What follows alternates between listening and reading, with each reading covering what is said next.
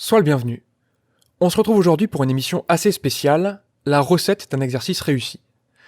Cette émission concerne absolument tous les niveaux. L'erreur que je vais montrer ici, c'est une erreur de raisonnement qui concerne les étudiants en mathématiques du collège jusqu'aux études supérieures.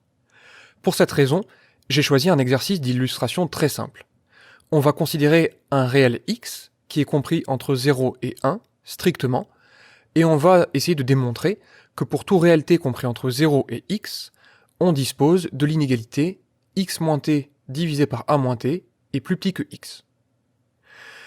Donc, dans le livre Le petit manuel de la colle, j'explique que la base de résolution d'un exercice, c'est de se poser la question « qu'est-ce que j'ai et qu'est-ce qu'on me demande ?» En l'occurrence, ici, l'énoncé de l'exercice est très simple et on peut facilement identifier ces deux choses-là. Les hypothèses sont l'hypothèse faite sur x et l'hypothèse faite sur t, et d'autre part, le but, c'est de démontrer notre inégalité.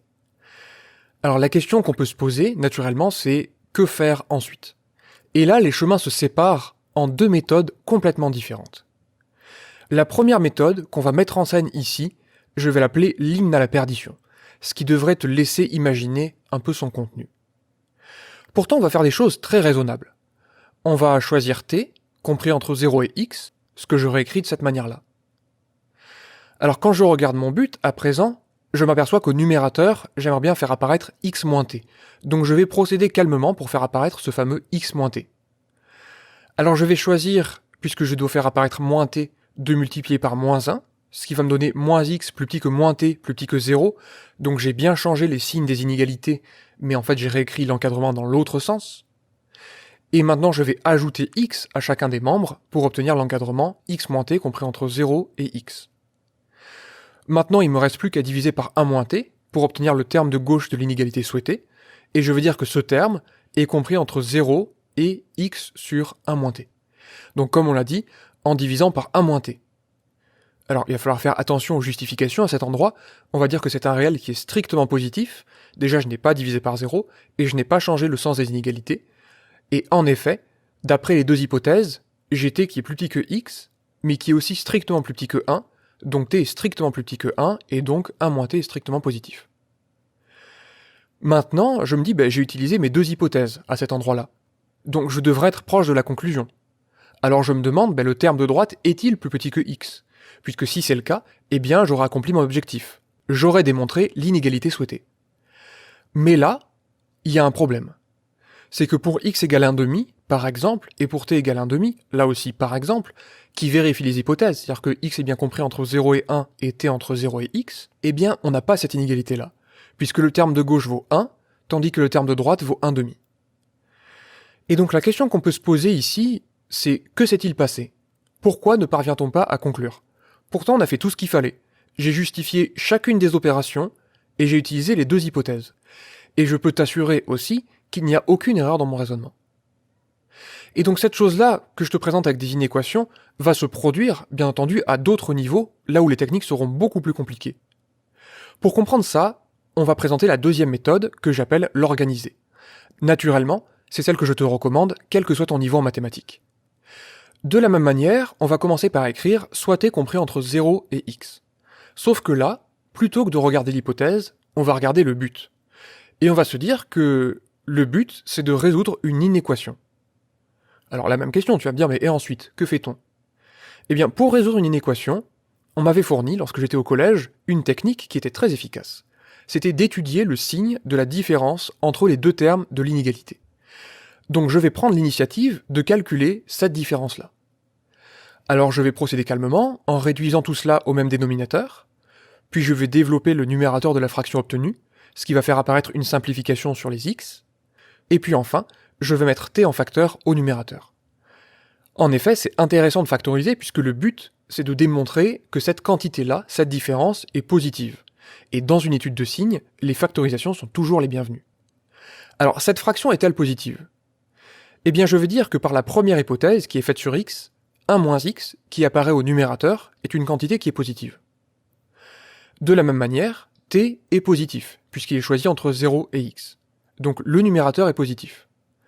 Et enfin, par les deux hypothèses réunies, comme on l'a vu sur le tableau de gauche, t est plus petit que x qui lui-même est strictement plus petit que 1, et donc 1 moins t est strictement positif. Donc finalement, cette différence que je cherchais à étudier se retrouve être le produit et le quotient de termes positifs, et donc c'est un réel positif. Ce qui me permet immédiatement de conclure, en ajoutant x-t sur 1-t de chaque côté, à l'inégalité souhaitée. Alors bien entendu, j'ai résolu l'exercice à ce stade, mais ça ne répond toujours pas à la question. Que pourrait-on dire à quelqu'un qui a procédé comme sur le tableau de gauche ? Pour ça, on va comparer exactement ce qui s'est passé dans chacune des deux méthodes. Dans la première méthode, on est parti des hypothèses et on a essayé d'en déduire le but, fondé seulement sur un vague espoir que, en partant des hypothèses et en effectuant les bonnes opérations, on puisse parvenir au but. De l'autre côté, la deuxième méthode proposait une autre stratégie. On a regardé le but en premier, et on s'est aperçu qu'une méthode usuelle pour démontrer le but, c'était de réaliser une étude de signes, donc on est parti de la méthode usuelle, et on a tâché d'en obtenir le but en utilisant, au cours du raisonnement, et même à la fin ici, les hypothèses. Donc l'utilisation des hypothèses, c'est l'enjeu principal qui permet de différencier ces deux méthodes. Dans la première méthode, on les a utilisées comme point de départ.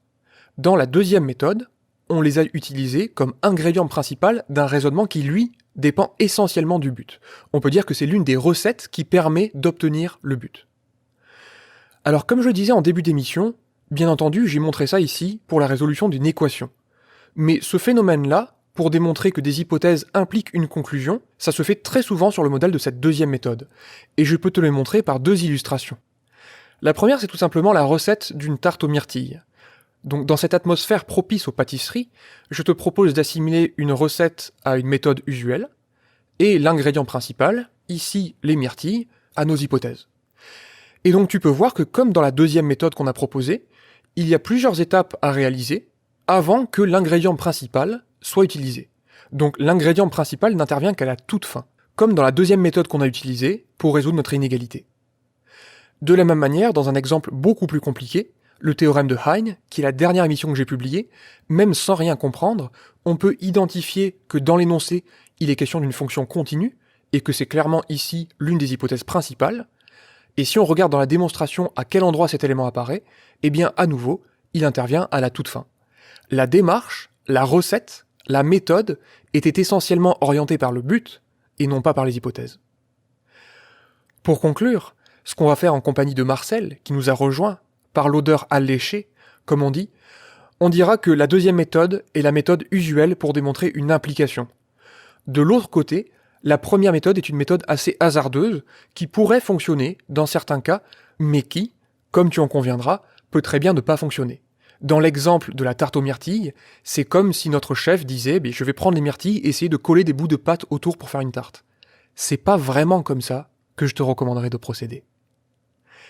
J'espère que cette émission t'a plu, je te souhaite une excellente journée, et je te dis à la prochaine.